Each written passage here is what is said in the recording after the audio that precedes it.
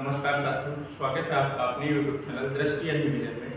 मैं कुमार अनीस आप सभी का एक बार पुनः हार्दिक स्वागत करता हूँ। साथियों, पिछले वीडियो में जो हम लोगों ने क्वेश्चन किया था वो दो, मैंने आपको पिछला जो टाइप बताया वो बताया था अपरिमेय संख्याओं का वर्गमूल ज्ञात करना, जिसमें हमने बताया कि जो आपके अपरिमेय संख्याएं दे दी जाएंगी उनको आप कैसे उनका वर्गमूल ज्ञात करेंगे। मैंने उनके दो तरीके आपको बताए थे। आज साथियों हम एक टॉपिक पढ़ेंगे, उसमें आपका क्या है, गुणनखंडों से संबंधित प्रश्न। तो सबसे पहले तो हम ये समझेंगे कि इस टाइप जो टॉपिक है हमारा ये, इस टॉपिक में कैसे कैसे प्रश्न होते हैं, किस तरह के प्रश्न बनते हैं और हम उन्हें कैसे हल करेंगे, इनकी चर्चा हम आज के टॉपिक में करेंगे।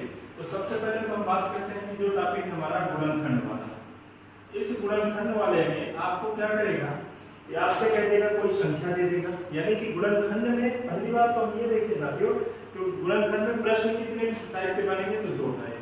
प्रश्न कितने टाइप के बनेंगे, दो। पहला बनेगा कि गुणनखंडों की संख्या वाला प्रश्न बन जाएगा। पहला जो प्रश्न बनेगा वो आपसे क्या बनेगा कि गुणनखंडों की संख्या पूछ लेगा। दूसरा जो आपसे टाइप पूछेगा वो दूसरा टाइप आपका क्या हो जाएगा, वो गुणनखंडों का योग वाला प्रश्न बन जाएगा। अर्थात हम यदि देखेंगे कि दोनों में से जो आपके प्रश्न बनते हैं गुणनखंडों वाले, तो वो दो टाइप के होते हैं। पहला टाइप होता है गुणनखंडों की संख्या पूछ लेगा, दूसरा टाइप आपका हो जाएगा कि गुणनखंडों का योग पूछ लेगा। अब यदि हम इससे आगे भी देखेंगे कि संख्या में कितने प्रकार के प्रश्न बनते हैं, तो तीन प्रकार के। संख्या में कितने प्रकार के प्रश्न बनते हैं, तो तीन प्रकार के बनते हैं। पहला प्रश्न बन जाएगा आपका कि पूर्ण गुणनखंडों की संख्या बताइए, दूसरा बन जाएगा सम गुणनखंडों की संख्या बताइए, तीसरा बन जाएगा आपका विषम गुणनखंडों की संख्या बताइए। अर्थात हमने यहाँ देखा कि कितने टाइप का बना आपका, तो पहले गुणनखंडों से दो टाइप बनेगा। पहला संख्या बनेगा, दूसरा क्या बनेगा, योग। संख्या में कितने टाइप के बनेंगे, तो तीन टाइप के प्रश्न बनेंगे। या तो आपसे कुल गुणनखंडों की संख्या पूछ लेगा, या फिर आपसे सम गुणनखंडों की संख्या पूछ लेगा, या फिर आपसे विषम गुणनखंडों की संख्या पूछ लेगा। इसी प्रकार से योग में भी तीन टाइप बनते हैं। पहला टाइप आपका क्या पूछ लेगा, कुल गुणनखंडों का योगफल। दूसरा टाइप आपसे पूछ लेगा सम गुणनखंडों का योगफल, और तीसरा टाइप पूछ लेगा आपसे विषम गुणनखंडों का योगफल। अर्थात यहाँ हमने देखा कि जो ये टॉपिक है आपका कौन सा, गुणनखंड, इससे कुल मिलाकर के आपको कितने प्रश्न देखने को मिल रहे हैं। तो हम देखें कि कुल कितने प्रश्न मिल रहे हैं, तो एक, ये दूसरा हुआ, ये हमारा तीसरा, ये चौथा, पांचवा, और आपको कुल कितने प्रश्न देखने को मिल रहे हैं, तो हमें यहाँ पर 6 टाइप के प्रश्न देखने को मिल रहे हैं। तो सबसे पहले साथियों हम इसके कॉन्सेप्ट की बात करते हैं, उसके बाद हम इसके प्रश्न को हल करेंगे। देखिए साथियों, जैसे मान लीजिए कोई भी संख्या दी जाएगी, हमने संख्या आपकी ले ली कि 72, संख्या हमारी क्या है 72। अब 72 की आपको क्या करना होगा, गुणनखंड करना पड़ेगा। 72 की आपको क्या करना पड़ेगा, गुणनखंड। तो हमने इसके गुणनखंड किए 2 गुणे 2 गुणे 2 गुणे 3 गुणे 3 गुणे 3। यानी कि जो इसके गुणनखंड बनेंगे तो वो क्या बन जाएंगे आपके, तो हमारे बन जाएंगे 2 की घाते 3 और गुणे में 3 की घाते 3। ये हमारे 72 के क्या बन गए, ये हमारे 72 के गुणनखंड बन गए। अब इस गुणनखंडों से लेकर के सबसे पहले हम क्या देखते हैं कि संख्या और योग का कॉन्सेप्ट क्या होता है। तो जो कॉन्सेप्ट होता है आपका, तो सबसे पहले साथियों मैं बात करता हूं कि संख्या वाला। मान लीजिए किसी भी संख्या के हम क्या कर रहे हैं, गुणनखंड कर रहे हैं। तो गुणनखंड तो आप ऐसे ही होंगे, या आपकी या तो 2 होगा, या 3 होगा, या 4 होगा, या 5 होगा। इसी तरह से आपके क्या होंगे, गुणनखंड होंगे। तो जब आप इनको हल करेंगे तब आप क्या करेंगे, इनको हल करते समय सबसे पहले हमें कॉन्सेप्ट पता होना चाहिए। तो हमने देखा कि मान लीजिए जब किसी भी संख्या, कोई भी संख्या दी हो आपके, उसके गुणनखंड क्या हो, a की घाते p गुणे b की घाते q गुणे में c की घाते r। यदि किसी संख्या के गुणनखंड क्या हो रहे हैं आपके, a की घाते p, b की घाते q और c की घाते क्या r। और यहाँ पर कंडीशन ध्यान रखना, एक ऐसा गुणनखंड है तो ये आपका सम गुणनखंड, एक ऐसा गुणनखंड हो आपका तो ये सम गुणनखंड हो। b तथा c क्या हो, b तथा c आपके कैसे गुणनखंड हो, तो ये विषम। b तथा c कैसे गुणनखंड है आपके, ये हमारे विषम गुणनखंड। तो जब आप इस प्रश्न को हल करने जाएंगे, अर्थात जब आप क्या निकालने जाएंगे, संख्या निकालने जाएंगे, तो संख्या में जो सबसे पहला प्रश्न बनेगा वो क्या बनेगा आपका, कुल वाला। अर्थात कुल गुणनखंडों की संख्या बराबर हो जाएगा, कुल गुणनखंडों की संख्या, गुणनखंडों की संख्या ये बराबर हो जाएगा हमने देखा कि हमारे जो कुल गुणनखंड बने वो कौन कौन से बने, तो a की घाते b, b की घाते q और c की घाते r। तो जब आप निकालेंगे कुल गुणनखंडों की संख्या, तो जो इनमें घात लगी हुई है, जो भी हमारे फैक्टर में घात लगी हुई है, सभी में एक जोड़ करके आपस में गुणा कर देना, अर्थात p+1 q+1 और r+1, ये ऐसे ही आगे हो जाएगा। मान लीजिए और भी अधिक गुणनखंड बन रहा है, तो पहला वाला जो हमारा कांसेप्ट हुआ कि कुल गुणनखंडों की संख्या वाला, उस कुल गुणनखंडों की संख्या में आपको क्या करना है, जो हमारे जितने भी फैक्टर बन रहे हैं उन सभी फैक्टरों पे आपको पावर को लेकर के एक जोड़ करके आपस में गुणा कर देना। अब इस ये जो हमारा पहला वाला कांसेप्ट है, इसको हम लागू करते हैं इसमें।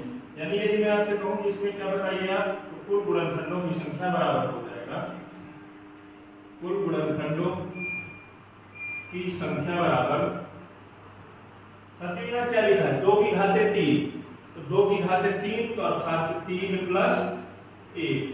फिर आगे क्या है, 3 की घाते भी क्या है 3, तो गुणे में क्या हो जाएगा 3 + 1, यानी ये आपका बन गया। तो मैं इसको यदि करूंगा तो 3 और 1 कितना 4, गुणे में 3 और 1 कितना 4, अर्थात 4 चौको 16, यानी 72 के जो कुल गुणनखंड बनेंगे वो कितने बन रहे हैं आपके, तो 72 के हमारे कुल गुणनखंड 4 बन रहे हैं।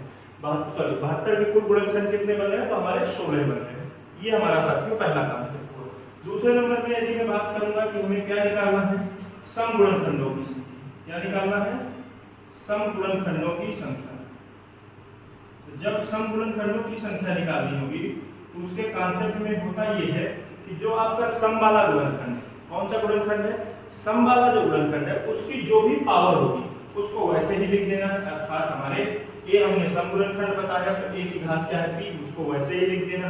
बाकी जो शेष है उनमें सभी में क्या करना है, अर्थात विषम वाले में क्या करना है, आपको एक जोड़ करके लिखना। ये हुआ हमारा कांसेप्ट, कौन सा, सम गुणनखंडों वाला। सम गुणनखंडों में आपको करना क्या है साथियों, जो हमारा सम वाला फैक्टर होगा, कौन सा फैक्टर होगा, सम वाला जो हमारा फैक्टर होगा, उस फैक्टर को जो भी पावर लगी हुई उस पावर को वैसे ही लिख देना है। बाकी जो शेष आपके फैक्टर अर्थात जो विषम वाले गुणनखंड होंगे उनकी सभी की घातों में एक जोड़ करके आपस में गुणा कर देना। यही 72 वाले में मैं यदि आपसे कहूं कि साथियों इसकी क्या बताइए आप, सम गुणनखंडों की संख्या, सम गुणनखंडों की संख्या। तो साथियों हमने देखा कि जो 72 के गुणनखंड है वो क्या है आपके, 2 के घाते 3 और 3 की घाते 3। अर्थात जब सम निकालेंगे तो जो आपकी सम पे घात लगी होगी उसको वैसे ही लिख देना है, ये 3 ही रहेगा। और दूसरे ब्रैकेट में क्या हो जाएगा, जो 3 की घात लगी होगी उसमें 1 जोड़ देंगे, तो 3 और 1 कितना हो गया 4। अर्थात मैं गुणा करूंगा तो 3 × 4 बराबर कितना आ गया 12। ये किस मान आ गया हमारा, ये हमारा आ गया सम गुणनखंडों की संख्या बराबर, यानी सम गुणनखंडों की संख्या क्या आ गई आपकी 12 आ गई। अब आगे बात करेंगे साथियों हम तीसरे कांसेप्ट की। तीसरा हमारा कांसेप्ट क्या है, विषम गुणनखंडों की। तीसरा कांसेप्ट है हमारा विषम गुणनखंडों की संख्या। साथियों जब विषम वाले गुणनखंडों का कांसेप्ट करेंगे तब हमको उसमें सम वाला पूरा का पूरा फैक्टर छोड़ ही देना। सम वाला फैक्टर पूरा का पूरा क्या कर देना है, छोड़ ही देना है। अर्थात इसको आप पूरी तरह से छोड़ देंगे तो बन जाएगा क्या, q+1 और r+1। ये हमारा बना किसका, विषम गुणनखंडों की संख्या वाला। यानी कि विषम वाले में क्या करना है, जो सम वाला फैक्टर है उसको पूरा का पूरा छोड़ देंगे, ये हमारा बन जाएगा विषम का कांसेप्ट। अब यहाँ यदि मैं इसी में कहूँ आपसे, या आप बताइए क्या इसके विषम गुणनखंडों की संख्या, विषम गुणनखंडों की संख्या। तो साथियों ये 2 की घात 3 है, ये तो छोड़ दिया जाए, इसको लिया नहीं जाए, तो शेष बच रहा है 3 की घात 3, अर्थात एक ही घात बच रही है, तो 3 की घात 1 है, तो 3 घात में क्या कर देंगे, 1 जोड़ देंगे। जब आप 1 जोड़ देंगे तो 3 और 1 कितना हो जाएगा 4। ये हमारे तीनों आंसर निकला है। फिर देखते हैं साथियों, कुल मिलाकर मैंने बताया कि जो हमारा गुणनखंडों वाला कांसेप्ट होगा उससे कितने टाइप के प्रश्न बनेंगे, तो 2 टाइप के, ए और बी। पहले ए नंबर में कितने हैं, ए नंबर में आपके 3 तरह के प्रश्न बनते हैं। 3 तरह के कौन कौन से, तो कुल गुणनखंडों की संख्या, दूसरा सम गुणनखंडों की संख्या और तीसरा है आपका विषम गुणनखंडों की संख्या। मैंने आपको कुल वाला फार्मूला बताया कि कुल वाले में क्या होता है, तो जो भी संख्या होगी आपकी, जो भी संख्या आपको प्रश्न में दी जाएगी उसके आप पहले फैक्टर करेंगे, उन फैक्टरों को पावर के रूप में लिखेंगे। अब पावर के रूप में लिखने के बाद जो भी पावर होगी, तो जब कुल निकालेंगे सभी की पावर में एक जोड़ करके आपस में गुणा कर देंगे, तो हमारा क्या निकल आएगा, हमारा निकल आएगा कुल गुणनखंडों की संख्या। दूसरे नंबर में मैंने आपको बताया सम गुणनखंडों की संख्या। तो जब सम गुणनखंडों की संख्या निकालेंगे साथियों, तो उसमें जो भी सम फैक्टर होगा हमारा, उसकी पावर में एक प्लस नहीं किया जाएगा, उसको वैसे ही लिख देना। बाकी विषम वालों के में जो विषम वाले गुणनखंड होंगे उनकी पावर में एक जोड़ करके आपस में सभी का क्या कर देना है, गुणा कर देना। तीसरा और अंतिम जो मैंने आपको बताया वो क्या बताया, विषम गुणनखंडों की संख्या। तो विषम गुणनखंडों की संख्या में हमको क्या करना है, यहाँ पर सम फैक्टर को पूरी तरह से छोड़ ही देना, अर्थात उसको लेना ही नहीं। ये वो हमारे साथियों कॉन्सेप्ट, अर्थात ये तीनों मैंने आपको पहले टाइप वाला जो संख्या वाला कॉन्सेप्ट है, इसके मैंने आपको तीनों टाइप बताया। अब इन तीनों टाइपों में एक दो क्वेश्चन करते हैं तो हमको और बेहतर समझ में आएगा। जैसे साथियों आपकी परीक्षा में यदि प्रश्न पूछ लिया जाए, मैं आपसे कह दूं कि ये बताइए 1440 के गुणन, मैंने सीधे 1440 में ले लेते हैं। तो अब पहले हम इसके तीनों निकाल लेते हैं। ये हमने क्या किया कि पहले क्या करते हैं, 1440 में ये तीनों निकालते हैं। कौन कौन से, तो कुल गुणनखंड भी निकालते हैं, सम गुणनखंड भी निकालते हैं और विषम गुणनखंडों की संख्या तीनों के निकालते हैं। तो सबसे पहला काम हमारा क्या होगा, तो 1440 के हम फैक्टर करेंगे। जब आप इसके फैक्टर करने जाएंगे तो फैक्टर का कांसेप्ट है एलसीएम मेथड। 2 से काटूंगा तो कितनी बार में, 7 दूनी 14, 2 दूनी 4, 0। फिर 2 से काटूंगा तो 3 दूनी 6, 6 दूनी 12, 0। फिर 2 से काटूंगा तो 180, फिर 2 से काटूंगा तो ये आपका 90, फिर 2 से काटूंगा तो ये 45 दूनी 90, फिर 3 से काटूंगा तो ये 15 दी 45, फिर 3 से काटूंगा तो 5 नहीं 15, फिर 5 से काटूंगा तो ये, अर्थात 140 1440 के जो गुणनखंड हुए हमारे वो क्या हो गए, देखिए 1 2 3 4 5, अर्थात 2 की घात कितना 5, गुणे में 3 की घात कितना 3 की घात 2, गुणे में 5 की घात कितना है 1। जब एक ही बार में 5 का गुणा तो कितना हो गया। हमने सबसे पहला जब भी हमारी परीक्षा में गुणनखंड वाला प्रश्न पूछेगा तो इतना वर्ग तो हमें हर प्रश्न में करना ही करना है, चाहे वो गुणनखंडों की संख्या पूछ रहा हो, चाहे वो गुणनखंडों का योगफल पूछ रहा हो। अब साथियों पहले नंबर में मैं बात कर रहा हूँ कुल वाला। पहले हम क्या बात कर रहे हैं कि कुल गुणनखंडों की संख्या बताना है। तो जब आप कुल गुणनखंडों की संख्या बताएंगे तो जितनी भी फैक्टर बने सभी की पावर में 1 प्लस कर देना। ये है 5 प्लस 1, यहाँ 2 है तो 2 प्लस 1, यहाँ कितना है 1 प्लस 1, सभी में मैंने किया 5 और 1 6, गुणे में 2 और 1 3, गुणे में 1 और 1 2, 3 दूनी 6 पर 6 36। कितने गुणनखंड बन गए इसके कुल, तो इसके कुल गुणनखंड अर्थात 1440 के जो गुणनखंड बने वो क्या बने आपके, तो 36 गुणनखंड बने। दूसरे नंबर में मैं इसकी बात कर रहा हूँ कि आपको क्या बताना साथियों, सम गुणनखंडों की संख्या। हमने बताया कि जब आप सम गुणनखंडों की संख्या निकालेंगे तो उसमें आप क्या करेंगे कि जो हमारे सम पावर होगी अर्थात सम फैक्टर होगा, सम फैक्टर की पावर में कुछ भी प्लस नहीं करते। तो ये हमारा सम फैक्टर अर्थात 2 की घात 5 है, तो 5 को वैसे ही लिख देना। बाकी जो विषम फैक्टर है उन पे क्या करना है, उन पे आपको सारी की सारी वैल्यू रखनी है। तो देखिए 2 प्लस 1 और 1 प्लस 1, यानी कितना हो गया 5 गुणे में 3 गुणे में कितना 2, 3 दूनी 6 पंचे 30, अर्थात सम गुणनखंडों की संख्या इस प्रश्न में कितनी आ गई आपकी, तो सम गुणनखंडों की संख्या हमारी 30 आ गई। अब बात करते हैं साथियों तीसरा जो है आपका, तीसरा कौन सा है, तो तीसरा हमारा होगा विषम गुणनखंडों की संख्या। तीसरा क्या बना, तो विषम में निकालना है। तो साथियों विषम वाले में हम क्या करते हैं, तो विषम वाले में हम सम वाले फैक्टर को पूरी तरह से छोड़ देते हैं।